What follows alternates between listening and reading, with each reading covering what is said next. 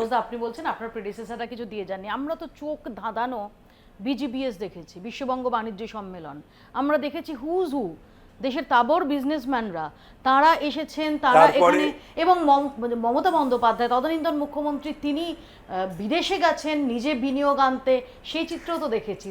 না, বিজিবিএস 8টা হয়েছে, 635 কোটি টাকার একটা দুর্নীতির ওপরে মানে আয়োজক কমিটি কাটবানি, সেটা নিয়ে একটা তদন্তের নির্দেশ দিয়েছে মুখ্যমন্ত্রী।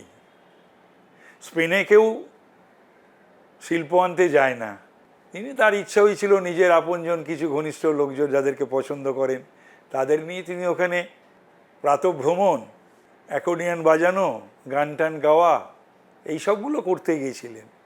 আর ওইখানে গিয়ে শালবনী অ্যানাউন্সমেন্ট করেছিলেন। তো সুতরাং এর থেকেই তো বোঝা যায়, আর থেকেও আরও বোঝা যায় কত মানে আর্থিক দিকটা এবং শিল্পের দিকটায় কি ভাবনা চিন্তা ছিল মমতা ব্যানার্জির এবং তৃণমূল সরকারের। দুটো উদাহরণ দিলেই বোঝা যাবে। এক হচ্ছে অর্থমন্ত্রকটাকে ক্যাবিনেট করেনি, অর্থমন্ত্রী ক্যাবিনেট নয়, ইন্ডিপেন্ডেন্ট চার্জ। আর শিল্পমন্ত্রীকে স্পেনে নিয়ে যায়নি, শিল্প সচিব গেছে।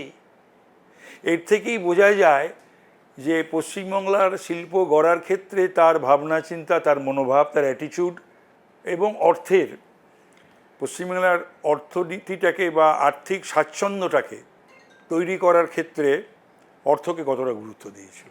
তো এর নিট রেজাল্ট কি, যে এই বিজিবিএস ইত্যাদি নিট রেজাল্ট? আপনি নিট রেজাল্ট কিছু না, আমি বলেছি অলরেডি, আমি কিছু পেয়েছি অলরেডি।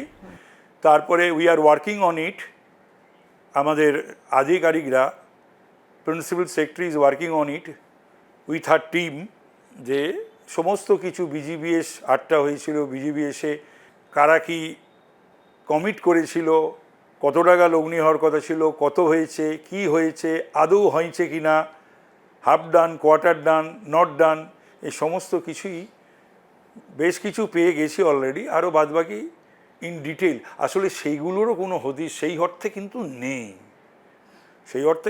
সেগুলোকেও খুঁজে খুঁজে বার করার চেষ্টা করা হচ্ছে।